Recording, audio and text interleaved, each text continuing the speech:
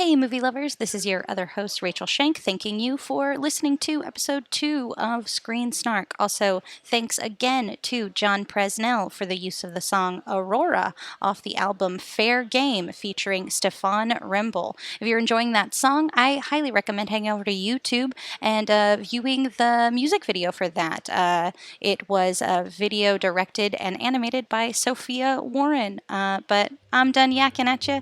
Get into that episode. Enjoy. Bye-bye. I've got the looks and the charm of an old movie star. Cary Grant, if you will, so I find it bizarre that this girl should refuse to step into my car. She must be shy, she'll come around, it's just a matter of time. Aurora, Aurora. And welcome to Screen Snark. I am one of your hosts, Matt, a.k.a. Stormageddon. Hello, I am your other host, Rachel, not Stormageddon, Schenk. Oh, I like that little addition. You know what? I'm just going to do dumb middle names forever. That's fine. I just want to now. Joining us today on our second episode of Screen Snark is an incredibly talented individual who I did not know was incredibly talented till mics were on a completely different podcast than this. A real filmic renaissance man, Patrick Optional H. Willems. Say hello to the folks. Hello, everybody. It's so nice to be here, and wow, I'm like, you can't see it through the mic, but I'm blushing really hard after that extremely flattering and I feel like not accurate intro, but thank you, Rachel. Listen, I'm learning from Stormageddon how to build up the build guests. up the guest, Build up you the know, guest. because That's otherwise important. I'll make it all about me, and Nobody I mean, cares. as much as people would love that. That's why they listen, That's right? for another Right, no, yeah, it's show. definitely not for me. So, as in tradition, since we've only second episode in, but what we like to do is start each episode off talking about movies, and specifically the most recent movie we've all seen. I am happy to start, as I did last time. And the most recent movie I saw was actually Ocean's 8 in the theaters at Alamo Drafthouse in Brooklyn. Very fun. The movie was phenomenal, which I expected it to be. I've always been a fan of the Ocean's movies. I'm a big Steven Soderbergh fan, so I love the first two. Third one was okay. But this one, even though I believe was not directed by him, still had the same kind of flair and feel of those fun heist movies. The cast was incredible. A friend of mine, Simon, was actually in the movie. He had a scene. Who was he? So he had a one scene moment when, and this is spoilers, I guess, if you haven't seen the movie. Once they steal the necklace, they're getting older women actors to sell it to banks. And there is a young-ish but balding gentleman who is negotiating with one of the women, has one scene, and it's him. I remember that. Yes. Wow, that's cool. He was wearing a dark suit, yeah. And so that was really cool. Him and his wife got a whole group of us to go see it in the theater together, and it was a lot of fun. It was cool to see him on the big screen. That's really great. But I highly recommend it. If you haven't seen it, well, let's put it this way. If you like fun and you've liked heist movies in the past, go see this movie. Because it's probably one of the best movies of its kind I've ever seen. Whoa, that's a bold statement. I liked that it was an all-woman cast, not just because, well, Feminism! right, but also because I felt the cast was more believable. Like, I always felt like the earlier Ocean's movies, George Clooney and Brad Pitt were absolutely believable in every damn scene. I never watched any of the Ocean's movies. You haven't seen them? I was good, going to good. ask, if you haven't seen an Ocean's movie, is this the one to start with? I mean, you can. It's so the relation is Sandra Bullock's character is sister. I thought she was married to No, George she's the Clooney. sister of Danny Ocean, who's played by George Clooney. Oh, okay. And cool. so I have no Sandra's idea. their family. Frank Sinatra. Well, he's in the original. Yeah. He was the Frank Sinatra, though. Like, yes, it was yes, George yes, Clooney, yes. Frank Sinatra. But I feel like once Reboot. the Soderbergh remake came out, it's one of the rare remakes that I feel like it's just the consensus that it is better than the first one or than the original in every way, and no one even talks about the original anymore because it's like, oh no, the remake actually just is the perfect one. Well, because the remake also made it its own movie. Like it relied a lot on comedy. It relied a lot on kind of just fun. It was a buddy movie essentially, and so I think that's what makes this new one really good. Is that the two leads are buddies, and then the rest of the crew forms around them, and that's what all of the movies have done. So yeah, you can absolutely start with Ocean's 8. You won't be confused. Also, there's not a lot of continuity in these movies. Besides the characters knowing each other, there's not really any. Is it just like Fast and Furious, but with robbing things versus racing cars? It's not a horrible comparison, considering a lot of the Fast and Furious movies are about the action and the Fast fun. 5 is basically the Ocean's 11 of car chase heist movies. Yeah. But yeah, these movies are very light on continuity. But like the Fast and Furious movies, which I adore, have a very elaborate mythology with a non-linear timeline and all of that. The Ocean's movies are hangout movies. Yeah. They are, the team comes together and they do their thing. And sorry, I don't know if we're supposed to be moving on or if we're still talking about I mean, we can. No. Ocean's 8. There is no time limit here. Because I saw it last week, and I thought it was pretty fun, but to me, it was like definitely a step down from the originals. Okay, I mean, based on the original 2, I can definitely see that. I mean, for me, I enjoyed the movie, but the entire time I was watching it, there was a voice in my head screaming, I wish Steven Soderbergh had directed this. It felt like, because Gary Ross made it, who was a solid enough director, but Soderbergh's style and tone and craft that he brings to the originals is, and I say this having literally just been rewatching them for something that I'm working on, it's such a key part of what makes them work, and this to me felt like an imitation that just didn't have like the skill to like do it the way he did it. Yeah. And that said, I like the cast is so good, and I love. I mean, and there are cameos from the original movies, which were great. They are very good cameos, and they were not people that I expected to appear. And I'm fairly obsessive about heist movies in general, and just watching the smooth clockwork heist come together, I always get a kick out of. But I just found it interesting that you said this was like one of the best of the genre. While for me, I was like, it felt like a weaker version of the Soderbergh trilogy. You know what it is I haven't rewatched the Soderbergh trilogy in a while, so that might make me feel differently, but I guess I was just riding so high on how good the movie felt as a whole that I didn't. Get it. I will say I've been listening to the score by Daniel Pemberton on a loop for the past week, and it's killer. Killer soundtrack. All right, let's move on to Rachel. Rachel, what is the most recent movie you have seen? I really wanted to say it was Princess Mononoke because I have thoughts about Princess Mononoke. I mean, we did watch that together. I did. host a now defunct 90s trivia night, and our last night was an anime themed, and we screened Princess Mononoke. I fully had decided that I was not going to watch another movie because I just wanted to talk about Princess Mononoke. But then this is how I'm going to get into the movie I most recently saw. Follow me, listeners, and guest and co-host on this beautiful trip. So, Facebook exists. Yes. Yes, and it's a wonderful, awful place. Yes. Now there was an article going around, published by the Mary Sue, that really gave it to the guy who wrote the New Yorker review of The Incredibles 2. So I've heard about this. Anthony Lane. Lane. So I have not read the articles, either of them, because I haven't seen the movie yet. Yeah. But I am aware of the context. the insanity around it. So if you haven't read this article, then I suggest you do, because the distillation of it is this Mr. Lane, who works for The New Yorker, wrote a review of The Incredibles 2, a family film, and proceeded to talk about what a boner he had for Mrs. Incredible during the entire movie. There is an illusion that his boner was so strong that popcorn flew. It was real gross and really trashy, and I, of course, shared it on my Facebook to the rousing feminist cry of what the fuck. And I wrote the words men.r.trash. And I got banned from Facebook for 2 days. No way! I got banned from Facebook And she's not the for first. 2 days. Wait. For men.r.trash. Yeah. Yeah. Are you serious? So I have a non-binary burlesque performer friend who I won't mention by name just in case they don't want to be mentioned by name, but they also did something similar and were immediately shadow banned or banned for 2 or 3 days. Whereas I don't know of men who have done it. I'm tempted to write those exact words as a man to see if I continue to have my privilege. I mean, I know, yeah. It's absolutely... When a group of men were trash, a.k.a. the writer and the editors and the publishers at the New Yorker are trash, that means men are trash.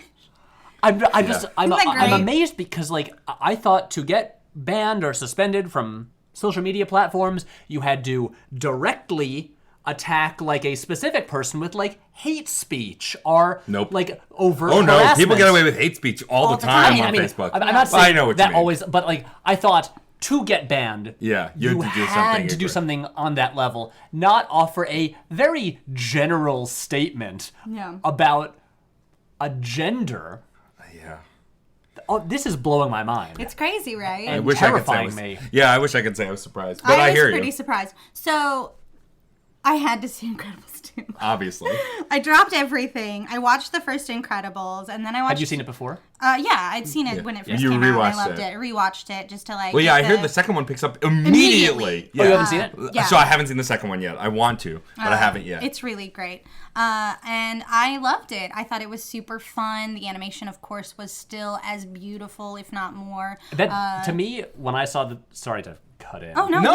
I think because when I saw the second one, for like the first half hour of the movie, it kept distracting me how good the animation was. Because they're the same character designs, but with 14 years of advancement in animation. Of course, yeah. So everyone looks the same, but like when their brow furrows, there's like See the there's a lines, detail there, and it's just, and like the textures of clothing, and I'm just like, and it's like it looks the same, but better. Yeah. Yeah, it's so much fun. I've heard that the cannot only recommend issue it with enough. it is that it is more or less a narrative retread of the first one. Like, there's a hidden big bad, a superhero is recruited to do stuff. It turns out, like, it's not identical, but I've heard that the acts are fairly similar. Yeah, but I'm not mad about that. Of course not. I mean, at all. I loved the first Incredibles, so I'm down for more of the same. I think it's one of the best animated movies ever made. I've got my little issues with. Wow, I feel like I'm the guy who's seen all the movies, and I'm also the contrarian. Like, all the time. I mean, like, I thought Incredibles 2 was a blast. I enjoyed it so much. For me, what holds it back from being as good as the first is I think it throws out a whole lot of ideas and themes, and it doesn't really quite like marry them all together into a like cohesive statement. I feel like it's got a lot on its mind, but doesn't decide like what it like the thing it wants to be about. And I feel like it's a little confused thematically, but the movie is so well made and so relentlessly entertaining and so gorgeous and so funny, and the action is so great. Brad Bird can stage an action set piece better than almost any living human being. Yeah, he's always done such phenomenal work. So good. Yeah. He's so good. I realized a big question. Yes. So you saw Anthony Lane's review. Yes, I didn't did. saw the movie. Yes. Do you think his boner was justified? Now, here I'm gonna say this. My intention is never to kink shame anyone. Don't yuck somebody's yum. But there is a time and a place. Yeah. I personally would not think of talking about my huge erection for, I don't know, All Might in My Hero Academia. Okay. Like, I wouldn't talk about that Nice at pull. work. I wouldn't talk about that with professional people in professional You ways. wouldn't put it in a highly rated and respected magazine article. I would not write about my boner for an animated character in the New Yorker. I wouldn't do it. That's not baffling. a thing. That being said, I'm on a podcast, and this is an adult podcast. It is not safe for work. If you are a child and you are listening to this, you get the fuck right out. Because I'm going to say, this is incredible. Excellent. That's what we wanted to hear. Oh, Yeah, she's so... that's all- Listen. I will real admit nice. that my crush lays on, at least based on the first movie, Frozone, who I thought did not get enough airtime. But I will say, Void. Void. I don't know who with that with is. the blue. Oh, she's With like the side cut. like that side. One of the new cut. heroes? Yeah. I'll check it out. In my headcanon, she is most definitely very proudly queer, and like me, has a crush on Elastigirl. I mean, I noticed some definite chemistry between Elastigirl and whatever her name is. Evelyn. Evelyn. I was like, excuse me, Yeah. can I get some water, please?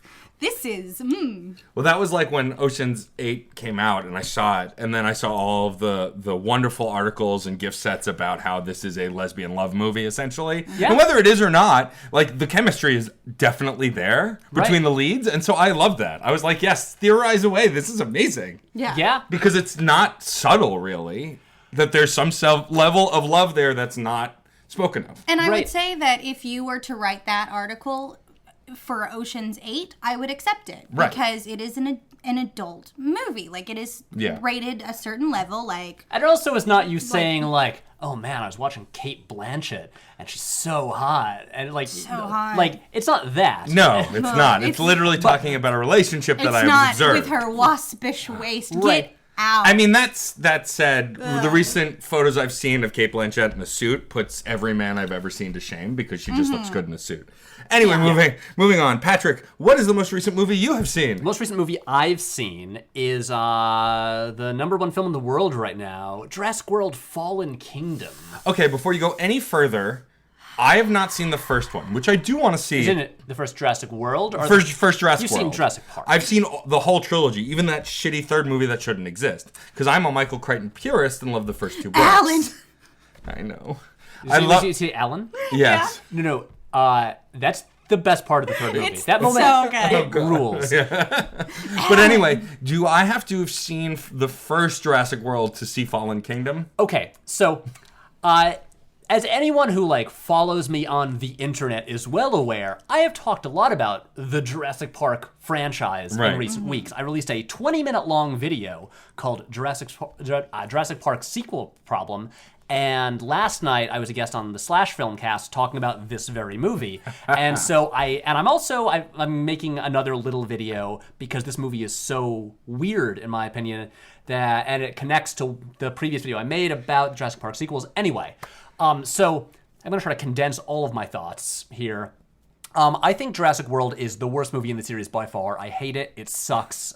This is the last one, not the current one. The previous one. Right. It sucks so bad. Okay. It's so. It does everything wrong. Okay. It's like, I went into Jurassic World, the previous one, the 2015 one, with fairly low expectations, just thinking, all I want in this movie, all I want is like one exciting dinosaur sequence with some suspense. Right. And it couldn't even give me that. Boo. And for all the, the way, I mean, there's so much wrong with that movie. I just, I think on like the premise of it is broken. I think it is so thematically confused. I think it is poorly made. I think it's one of the uglier mainstream movies, like visually, of recent years. It sucks. But I also don't think any of the Jurassic Park sequels have ever really worked. Even The Lost World, which has like the, course. inimitable Spielberg craft and Yeah. a couple like next level amazing set pieces, still is a pointless movie that overall is kind of mediocre. Yeah. And so I went into this new one, rock bottom expectations, because That's always a good place to be, I feel like, going into a movie. Only because You Yeah. don't know. the now. movie barely has to try and you might like it. exactly. And so the thing is, because I hated Jurassic World, and Now I'm gonna say before you completely discount Jurassic World, Yes. you do have to remember Jimmy Buffett was in it Was he? for a second, and it in a small way, Carrying in a very margaritas. small way, Oh, really nice. does a redemption for me. That's good. The rest of the movie's garbage. Right. I will say- live Funny. for that the thing Jimmy is, Buffett it's movie. weird because it's not even like a proper cameo where he gets like a close up. It's like you He's have in to the pause background. it and be like, oh, that guy That's kind of Jimmy like Buffett. over in the crowd holding two margaritas, and like you can't even recognize, you can't even see him clearly enough. You have to know. You have to know. that you is- ha- that you Jimmy already Buffett like was in you the- have to be a parrot head already going into the screening. Going, Jimmy Parrot head. Buffett's gonna be in it. Be ready. That's Jimmy Buffett. excellent. So Jimmy guys. Buffett's not in this one. He's Okay. Damn. And, Well, I think he got eaten. He may have. I don't think, but he wasn't even in the movie enough for you to see him get eaten. That's true. And if he I doesn't- just imagine he. If you don't did. see it, then Anything's possible. I wonder if they called him up for the next one. Like, Jimmy, you want to? He's like, nah, I I got eaten. That's I believe the choice that my character would make. Yeah. I just got eaten. Yeah. Fine. So I was going to this one, very low expectations, hated Right. the previous one, and because Colin bad. Trevorrow, who directed the last one, who I think sucks, he didn't direct this new one, but he wrote it, so his fingerprints would still be all over it. But my one hope was that the director of this new one, J.A. Bayona, is actually like a skilled director. He made, have you seen The Orphanage, the Spanish horror movie from like I've heard of it, but I've not 2007? seen it. Really good movie. He made that. He knows how to direct horror, which I think is what these movies need. Right. And so I was like, if nothing else, like hopefully his craft will elevate the material a bit. And I would not call this movie good, but it is two things. It is out of its goddamn mind, Amazing. and it is well directed. Okay. It is the script is a mess. Chris Pratt and Bryce Dallas Howard's characters are still like not characters. They're still like Right. nothings. Although she is not treated as awfully as the previous movie. There is not the massive like sexism running through the whole thing that the last one had. And so, but they still are not interesting protagonists. They don't have arcs. The script is, yeah, like I said, it's a mess. But it's the first movie since the original Jurassic Park to actually advance the overall concept. Because the other ones are pretty much all just, you know... They gotta go back. They're contrived reasons for people to just go to the island and get eaten again. Yeah, right. And this one actually, it moves it forward. It has more in its mind than that. It has some really well-directed, like, classical horror set pieces. Like, the opening scene of this movie is better than the entire previous movie. And it gets into... I don't want to spoil it for people who haven't seen it, but the second half of the movie has some... It just becomes a crazy, pulpy sci-fi movie with, like, actual, like, super villains. And the in the final... Yeah, when I got to the final scene, I'm sitting there in the theater cackling with glee. Just thinking, like, I can't believe it's doing this. This is nuts. And I'm enjoying it. So, again, I don't even know if I'd recommend the movie, but having just rewatched all the movies in the series, I will say I enjoyed this much more than I expected to. And, and yeah, even if you hated Jurassic World like me, maybe check this out. All right. I was ready to just not, but you've swayed me to a thing I was unaware about. I mean, if you like seeing dinosaurs eat people, I do. I mean, I do. this and I feel like Jurassic World kind of it doesn't deliver a whole lot of like good dinosaurs eating people scenes. This has some really good scenes of dinosaurs eating people. Right. I mean, at the end of the day, that's what you're going to these movies. Yeah, I will say my biggest issue with the movie, like the biggest problem with this whole thing is super mild vague spoilers here. Okay, fine. There is a character who is intentionally on the film's part styled to look a lot like Donald Trump. Right. And you don't see him get eaten on camera.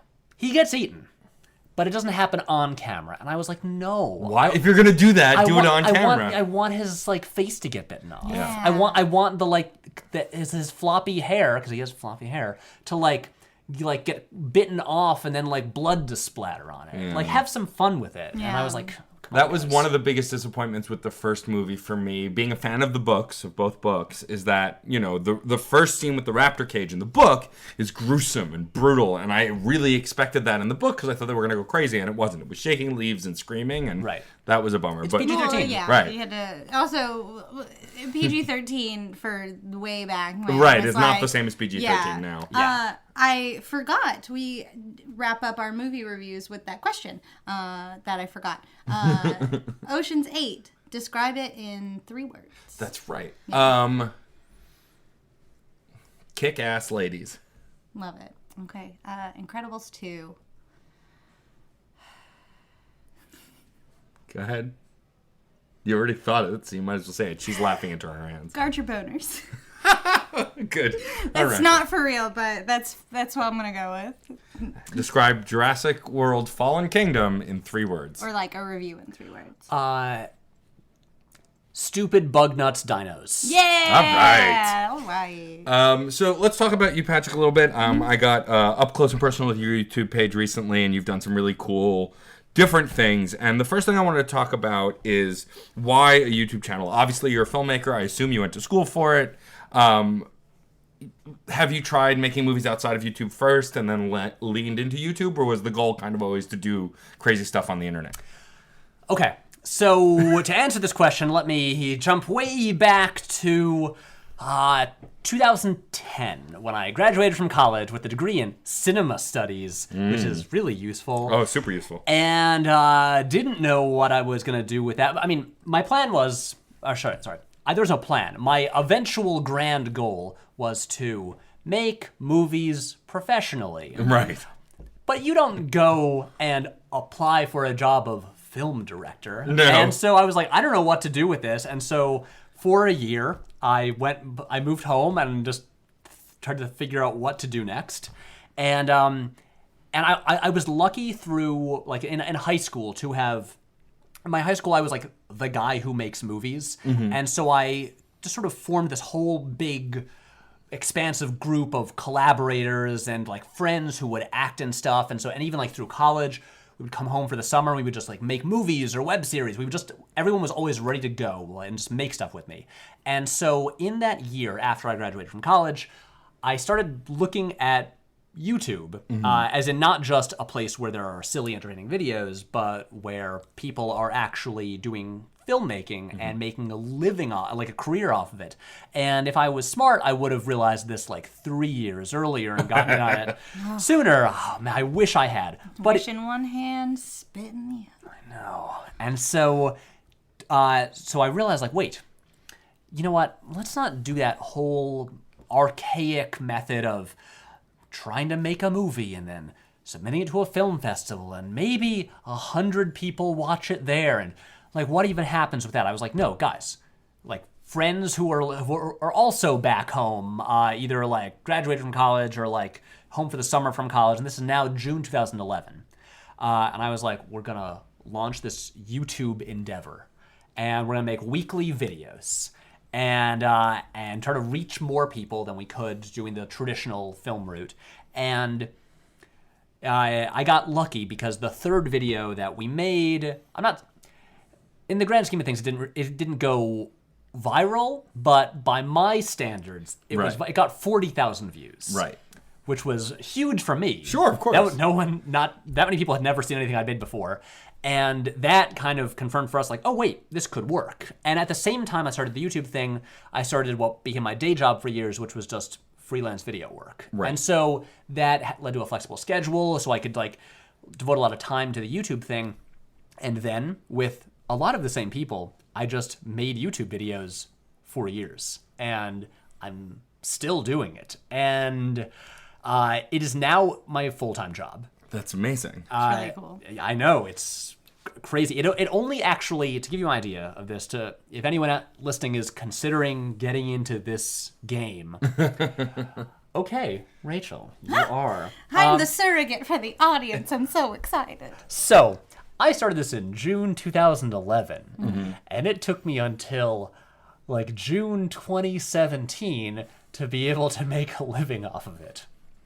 So, yeah. And a big thing that happened was I had like anemic audience growth over the years. Like we'd have an occasional like video, get a bunch of press and like get a lot of views, but they would be like a one-off success that wouldn't lead to a lot of just growth of the whole channel. And then in late 2016, I decided to like kind of just reevaluate the way I was approaching YouTube. And the schedule had not been weekly for years. Right. Videos came out every 3 or 4 weeks whenever they were done. And I decided, okay, we're going to try to do a weekly schedule again. Just like a video out every Wednesday, or at least aim for it. And also because we can't, back then the videos were all narrative shorts, and like short films and stuff like that. And I was like, I can't make a short film every single week. And so I'm going to try adding some like nonfiction types of stuff. Like I'll try a video essay. And then similarly to in 2011, the 3 weeks into this new weekly schedule, I released my first video essay, which I thought would be the only one I'd ever make. I thought no one was going to watch it. And then, 2.4 4 million people watched it. Wow. I think it's like the second most successful thing I've ever made. And which video is this? It's called "Why Do Marvel's Movies Look Kind of Ugly?" I've heard about this. Yes. It's about color grading. Yeah. I thought no one would watch it. I was wrong, and suddenly the audience started growing like more rapidly. Yeah. I mean, I think in the span of like 2 weeks, we doubled the subscriber number that it had taken like 5.5 years to get to. And then it just kept going from there, and I realized, oh, okay, people like it when I talk about movies. And maybe I'll actually find a way to put that cinema studies degree to use. And so, and the way it is now, there's the channel is like, there's a mix of nonfiction stuff and essays where I discuss filmmaking and film and stuff like that, and then the wacky little short films where I do filmmaking, right? And that's basically what it is. Some of my favorite of the filmmaking stuff that you've done is you show your love and influence from directors by spoofing them. The first one I had seen at happenstance was when you did X-Men in the style of Wes Anderson, which Wes Anderson. Wes Anderson. Okay, I thought that was the case. Wes Anderson. Wes Anders. But I had seen it popped up in my feed because I'm a huge X-Men fan, and I just lost it. I thought it was brilliant. Also because I'm a Wes Anderson fan, so I got the gag. And then today when I was going back to look at some of your videos, I also noticed you did What If the Batman was directed by Tommy Wiseau, and What If Ant-Man was directed by Werner Herzog, both which are also phenomenal. My question is, are these directors that you're very familiar with, and so you're just aping their style to, get a laugh and make fun of them? Or are these directors that you heard of and then researched to do these projects? It's kind of a case-by-case basis. Okay. So all of these came about. I've got... I have a whole team of people that I work with on the videos, and the writing of the videos is kind of a collaborative effort between myself, my friends Matt Torpy, Jake Torpy, and Mike Curran. And so the way it'll usually go is I'll have some kind of video idea, and then I'll bring it in, and we'll just meet and try to we'll break the idea and figure out the structure for it and what the best way to do it. And when I had this idea in I think early 2014 of doing the what if blank directed blank things, applying different filmmakers' styles to different comic book characters, mm-hmm. And because I'm the sort of person who likes obsessively figuring out how to imitate or recreate certain styles, and I'm also just a comic book nerd.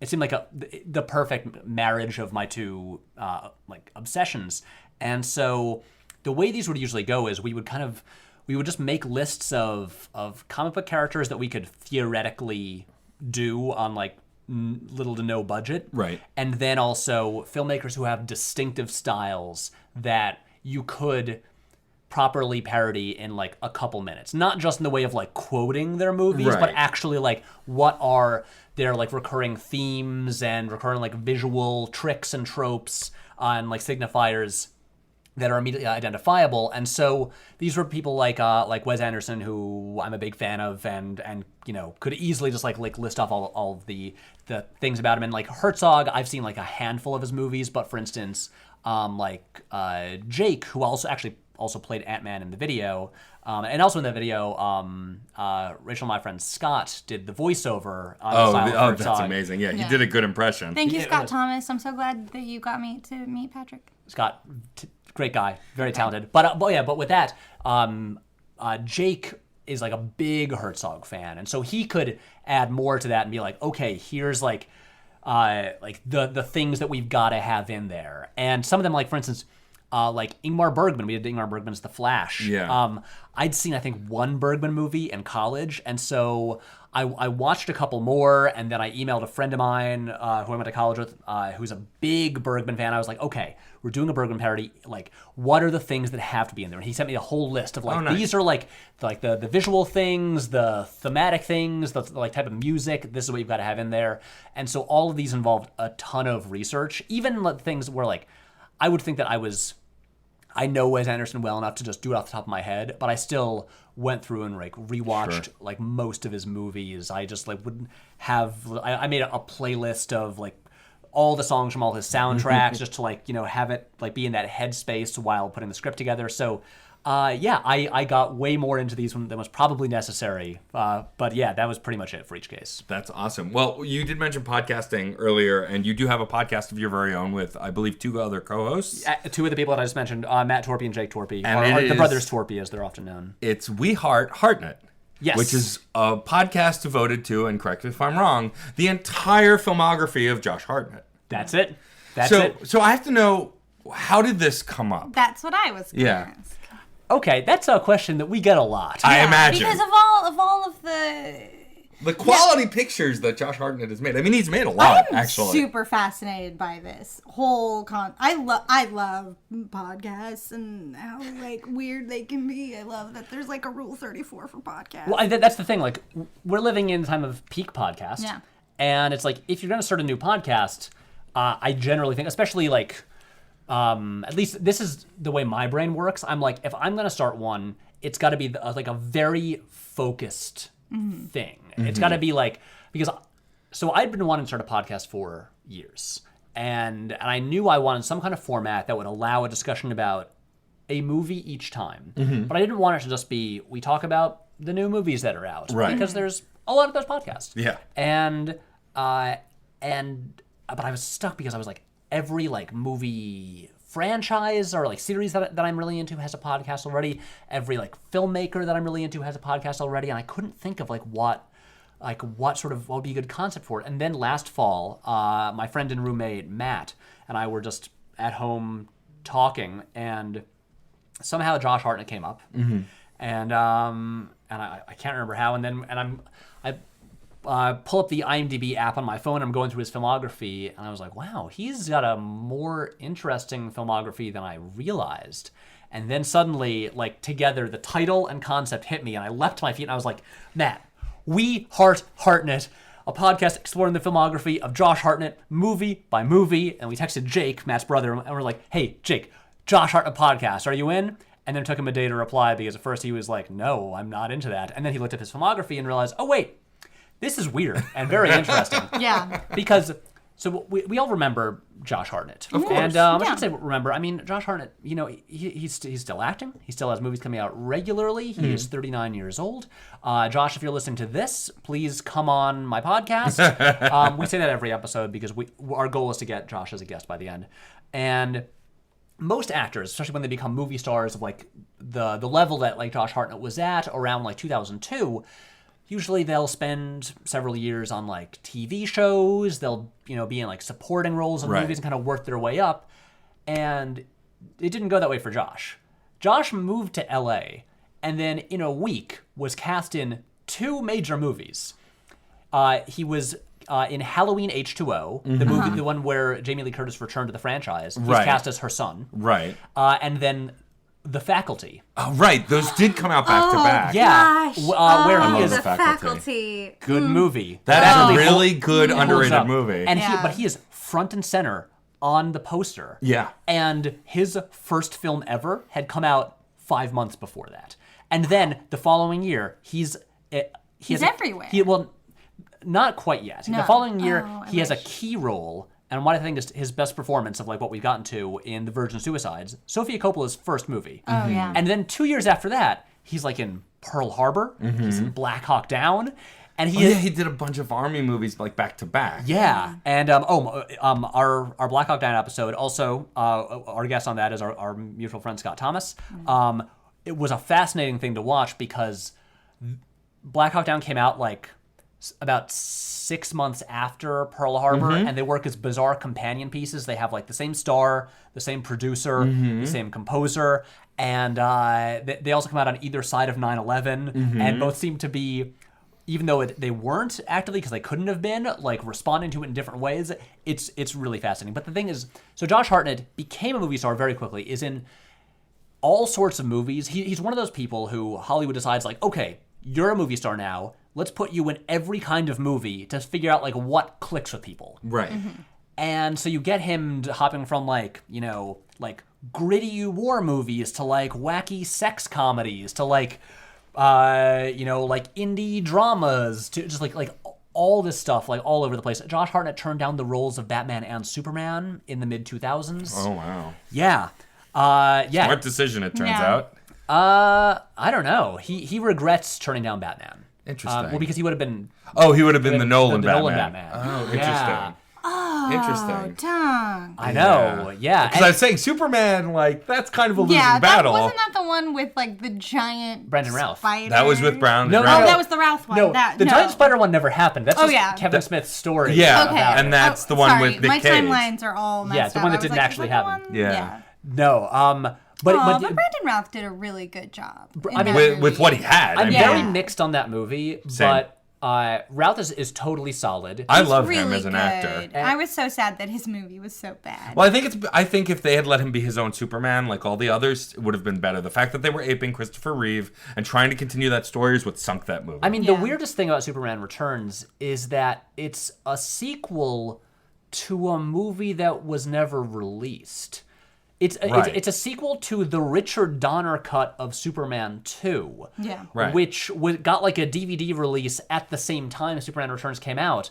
But it's like, it's the weirdest kind of almost like fan fiction that Yeah. Bryan Singer, I get it, you're obsessed with the original Richard Donner film, but like no one asked for this movie but you. Yeah. And I think there's good things. It's also a weird movie to talk about now because like Bryan Singer directed it and Kevin Spacey's in it. Yeah. Yeah. But I think there's really good stuff in it, but I think in general it's a movie that shouldn't have been made. No, yeah, I agree. But like Brandon Routh is totally solid in it. But Yeah. he's also being asked to do a Christopher Reeve like imitation. And Routh was also like a nobody at the time. Mm-hmm. Yeah. He was total unknown. I think he was in like one scene in an episode of Gilmore Girls. Yeah.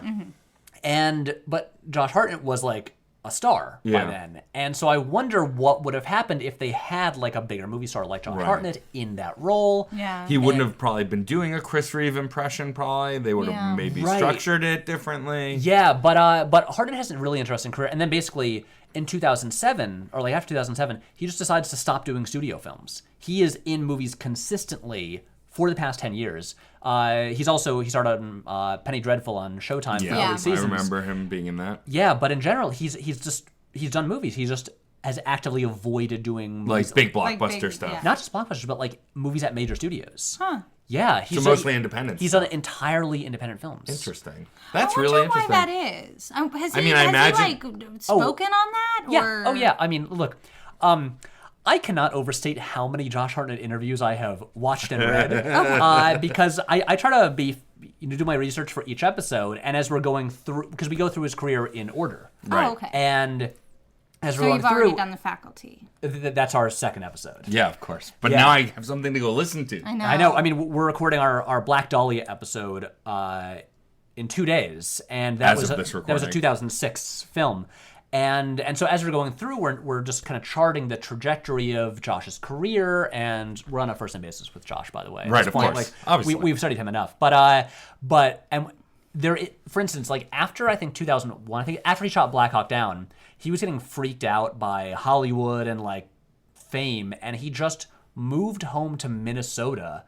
And just like got back together with his high school girlfriend while he was a like major movie star, and just like fled the Hollywood scene. He was Pulled a real BoJack Horseman. I know, but there is, and this is why he's always seemed like a pretty like chill, level-headed guy in that he has just avoided all the weird shit of Hollywood and the studio system Right. for all this time, and literally got to a point where like he turned down massive opportunities, but because he didn't want to be like tied down to franchises, he like moved away from LA because he didn't like it there, and then got to the point where he just wanted to stop being in movies from major studios. He was like, I'm just gonna work with like small independent directors, and awesome. It's cool and interesting. But I also wonder, like, I feel like, I mean, look, Josh Hartnett is as a handsome white man. I'm sure if he wants to become a movie star again, he can could. be. Yeah, I'm Yeah. sure. And so I think he has a really interesting career, and it's been, even though there's more bad movies than good ones, they're all interesting to talk about. Right. And this is why we want to get him on the podcast, because we have so many questions. I'm for him. sure. Yeah. I'm sure. Well, that's really cool. And so I assume this is on iTunes, Stitcher, like anywhere you can find a podcast. All of them. Yeah. Yeah. If you search "We Heart Hartnett," nothing else is going to come up. That's true. Yeah. That's the good thing about picking unique podcast names is that it becomes very easy to Google. Yes. So you bring guests on your show. We do. I mean, it's Not all the time. Not every time, but yeah, we'll have guests on now and again To join in the madness, as it were. Exactly. Usually, it's people who friends who are like, "Oh my god, I really want to talk about this movie." Right. It's a specific movie. Yeah, and it's usually them. We're like, "Yeah, come on," and so yeah, we get just like friends of ours on every so often, and our plan for when we finish Heart Hartnett, because we're wrapping up in October. Right. We'll have covered all of his movies. And then the plan is to relaunch the podcast with a new name covering a new actor. Oh, that's awesome. that's I think really that's, great. and have seasons. I think that's a great idea. Yeah, and I say actor is a gender-neutral term. Right. So it could be Yeah. anybody. That's And, awesome. But yeah, and we've discussed options so far. I don't want to say anything yet. Yeah. We haven't Yeah. committed to You're anything. right. But that's the plan. That's a That's really super fun. great idea.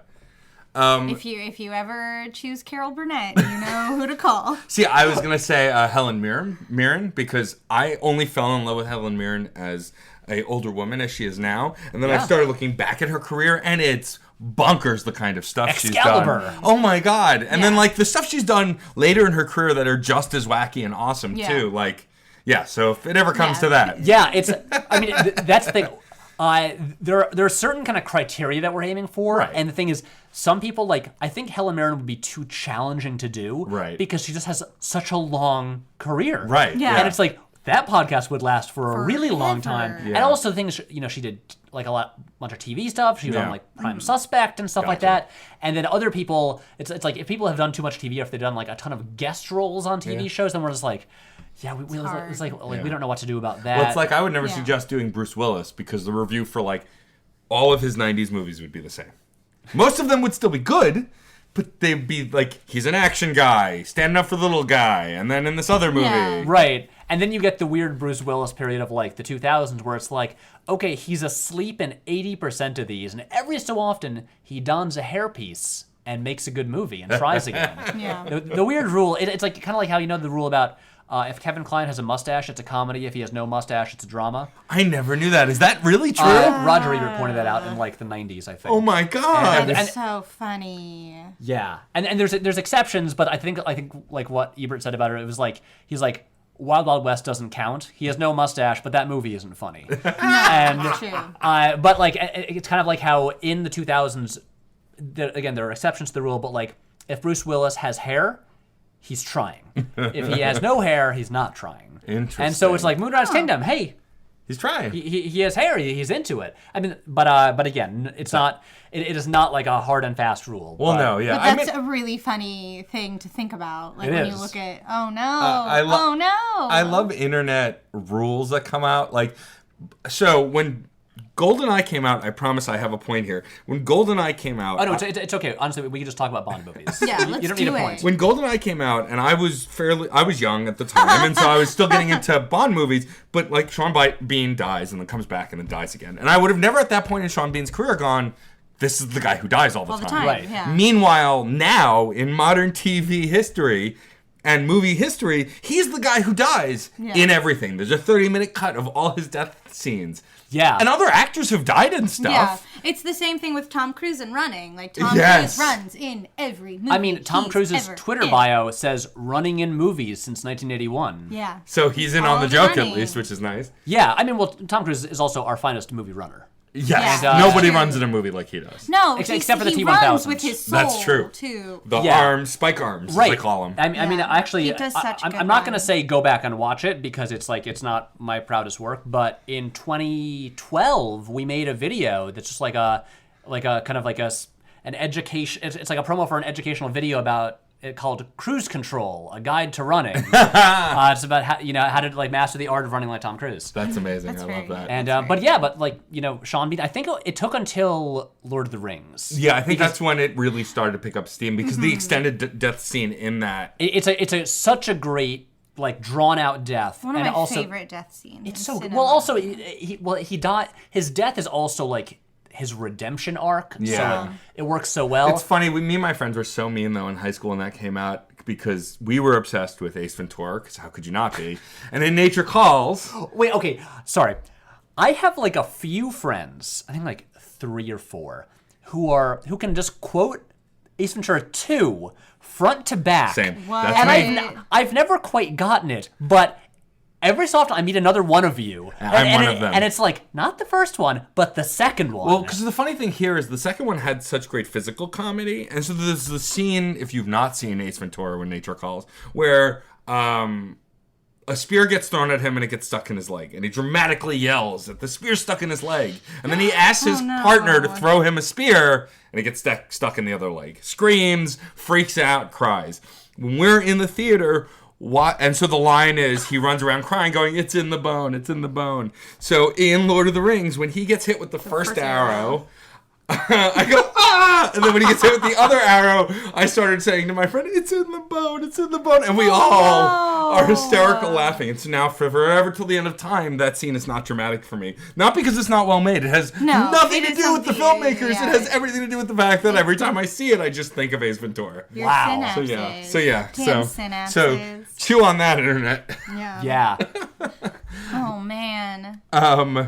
Before we wrap up, I'm a little curious about your future as a filmmaker. So obviously you have, So am I. Oh, boy. Yeah. you have a fairly successful YouTube channel. You're making stuff very regularly.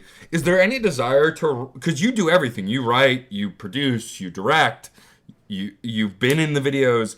Is there any decision or want to make short films or movies Yes. that you can release? Oh my, Of course. Yes. Are you working on anything that's in so- process or going to come Okay, out? okay. Let's get into it. Sure. So here's the tough thing about the situation that I am currently in. As much as Okay. I'm not complaining, I make a living making internet videos with my friends. Yeah. That's a good. That's the dream for, like, so many millennials. Right. Also, Just no like- one don't try to get into this field. It's No. it just leads It's to a losing battle till you stress eventually and win. misery. Yeah. Yeah. So Well, I mean, if you are going to do it, do something that you just would do anyway for no Right. money. right. Like, I mean, like, Exactly. I'm literally doing the same kind of stuff I did in 2005 with the same people. yeah. Yeah. Please like and subscribe to Screen Snark. Thank you so much. Yeah. Write us a review. Yeah, exactly. Please write us a review on iTunes. Okay, so Stitcher. so the situation that I'm in, it's a good one. It's like an enviable one. I Right. get that, but at the same time, the goal is, of course, I want to have budgets that Yeah. aren't coming out of my own pocket Right. and making more ambitious stuff. I want to make like longer narrative work, and I realize that to get there, I kind of have to take a break Yeah. and put like a lot of time and effort into making like a micro budget independent film or something like that, and that is a massive risk. And to do that, I have to stop doing the thing that is my source of income. That you like doing you as like well. Right, exactly. And so the general, sort of the very vague plan is to get the YouTube channel bigger and more successful, and get it to the point where we have like a big enough audience that I can use that to like leverage companies or studios or whatever to just give me money to make money, stuff. yeah. Right. And I've got an agent, Yeah. and so I'm right now. I've been shooting this short film Mm-hmm. that I'm gonna plan to that should it turn out well. It'll go on YouTube eventually, but once it's done, we're probably gonna like put it in some festivals, because there's this whole weird thing where like you've got to get hired to direct things, you have to have a like calling card short film that's not looked at as a YouTube video, but is looked at as a film. And the only thing that differentiates these is if it was in a festival, is like where it debuted. Did Right. it just go on the internet, or did it go to a festival? And then that determines whether people call it a film or a YouTube video. And so like this thing that we're making, it was literally going to be just like a big video. Right. And then when my agent told me this, and I was like, fuck it, let's just like make it good and put it in a festival first. Yeah. And but yeah, that's so yeah, I'm trying to like just like build the whole like YouTube thing to then leverage that into getting projects made. We have like all these pitch decks for like web series we want to Right, get made and stuff sure. like that. And it's a challenge. I know if I can show that, look, I've got a big audience, like a big loyal audience, that will make it easier to get things made. But and yes, I do. I am like like working on scripts for like feature films that we could potentially make like independently for very little money, but just like that idea of being like, let's stop making videos for a few months and make this movie while I don't, and that means the money stops coming in. Right. I'm like, I can't do that. Sure. So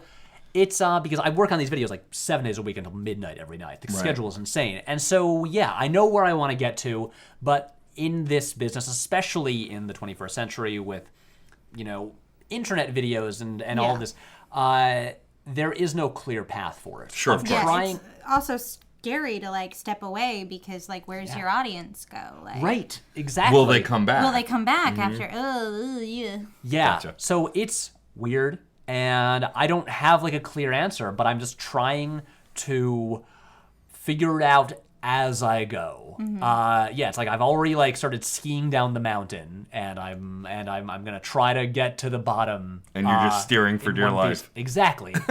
And that's my like strained analogy for this situation. Yeah, please So- subscribe to Patrick's YouTube channel. Patrick, parentheses H. Willems. YouTube.com/Patrick H. Willems. Yeah. It's I'll just search Patrick Willems on Google. I mean, it's Yeah. easy to find me. Find him on the internet. Please follow him, like and subscribe, Give do all him that fun money. stuff. Give him money. You have a Patreon too, don't you? Give I us do. money. It's Give him- patreon.com/Patrick H. Willems. There you go. There you You follow me on all the social medias at Patrick H. Willems. There you go. Thank you so much for joining us. This was a blast.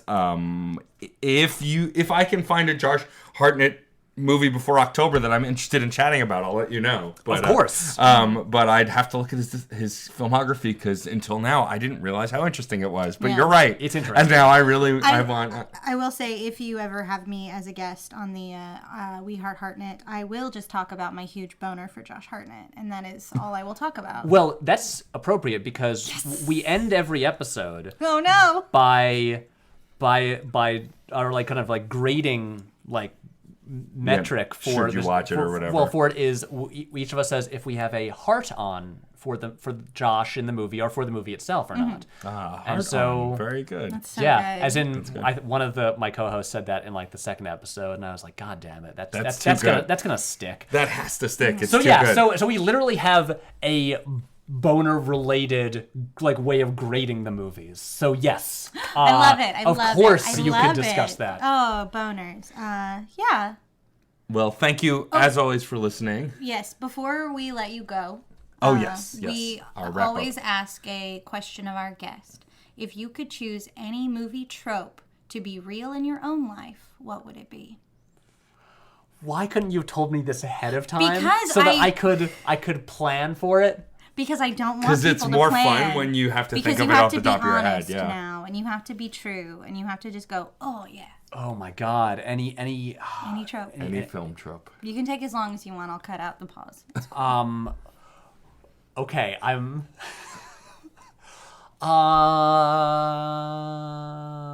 Okay, I am.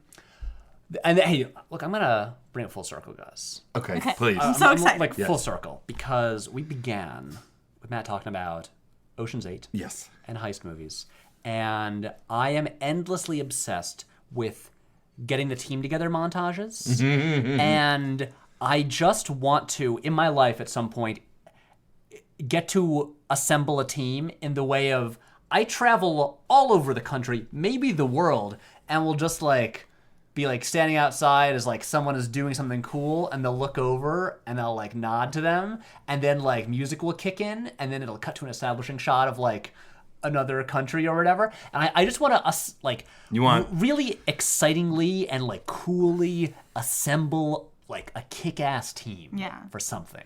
That magically cuts out air travel. Yeah. Yeah, all the boring stuff. It's just the cool Cuts kick-ass out like all of recruitment. that. Yeah. Right. And well, because obviously like heist movies often have some of the best ones. Yes, that's and true. I made a whole video last year where it was just like a short film where we just set out to make the best assembling the team montage ever. Amazing. And I just want to in my life I want to assemble a team. You want to assemble a team But like in a montage. in a cool way. In a cool way. Like a cool... Not like calling people and sitting on the phone for hours. texting. None of that. I'm going to go physically to every spot. You make a Facebook event. And I'll have like a friend who will be kind of my assistant so we can talk about each person on our way there and like why they're really good. Yeah. Why they should be on the team. Obviously. Yeah. Excellent. That is a great answer. That's a good one. Good one. Thank you guys for tuning in as always. You can find us all over the social medias. We're Screen Snark in a lot of places. Of course, if you have suggestions for guests, movies to talk about, topics in the industry to talk about, please send them to us. Yeah, we're just a little baby podcast. We're growing up. Thank you for that, Rachel. Yeah. I, of course, have been your host, Matt, a.k.a. Stormageddon. I have been your other host, Rachel, the quirkiest of Shanks. And we'll see you at the movies.